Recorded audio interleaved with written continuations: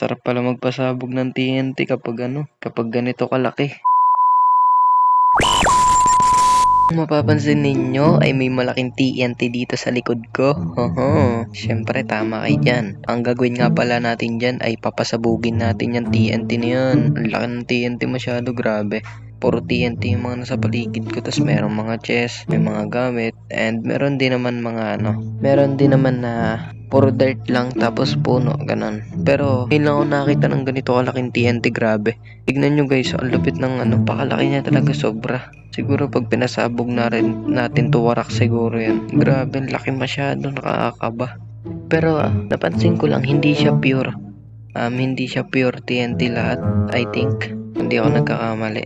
Pero ang pinakamalupit dyan ay ang ganda ng pagkakagawa sa kanya. So, paano nga ba tayo makapunta dyan? Diskartehan na lang natin siguro. Kaya na natin to. Basic lang sa atin to, diskartehan. Wait lang, ayusin ko lang POV ko. Ayos ko na nga yung camera perspective ko. Siguro, para mapunta, abot ba natin yung chest? Sana abot natin. Di abot talaga. Sirain natin tong dirt na to. Tapos ito yung gagawin natin daanan para makapunta tayo dyan sa chest na yan. Diba? Maparaan. Baka na nga natin tong dirt na to, ilalapag na nga lang natin. Dudugtong natin para gagawin natin siyang magiging tulay siya. Ito yung gagamitin natin sa dito. Ay malapit lang naman, 'di ba? Baka di na umabot ang 4 yan. Try lagay natin. Yan na, ilagay ko na nga isa, pangalawa, pangatlo, pangapat. Okay na. Abot na natin yan. Uy, meron dito oak planks.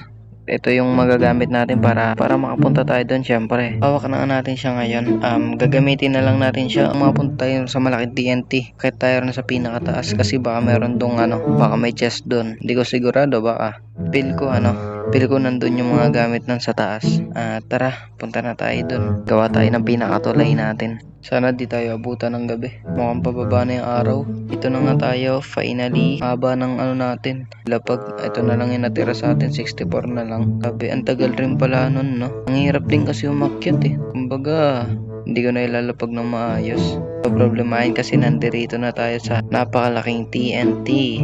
At ready na ako makita yung laman ng chest. Di ako nagkakamali, may chest nga rito sa may gitna niya. Tara, buksan natin yung chest. Baka may flint dito guys. Ito sa chest na nakita ko, ito yung chest. Pa-up natin. Yes, may redstone. Di ako nagkakamali, meron nga. Ay, umulan. Ano sa palagay nyo guys? Saan natin banda papaputokin tong malaking TNT na to? Siguro malakas yung sabog nito.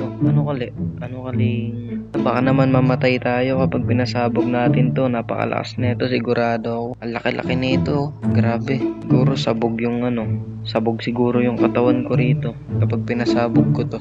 Wala tayong tatakbuhan eh. Hindi ka pa nakasubscribe sa akin, subscribe naman para updated ka sa mga panibago kong video. Click nyo na rin po likes. Thank you. Guys, tara, pasabugin na siguro natin to. Umuulan na. Sa gabi pa. May lumabas ditong zombie. May mag-spawn sa harap natin. Hirap pa naman kalaban yung guys. Alam nyo yun, yung maliit na zombie. Ang hirap kalaban nun. Tapos may espada pa. Gold. Tara, pasabugin na natin to. Ready na rin ako para matapos na natin tong ating mission. Grabe, kinakabahan ako. Uy, umulog pa. May thunderstorm. Di natin masisindihan. Alam niyo kung bakit guys? Kasi naulan. Lakas ng kidlat. Liwanag. Ay, alam ko na. Lagyan natin ng pinakabubong. Kulog-kulog pa. Lakas ng kulog. Tamaan tayo rito.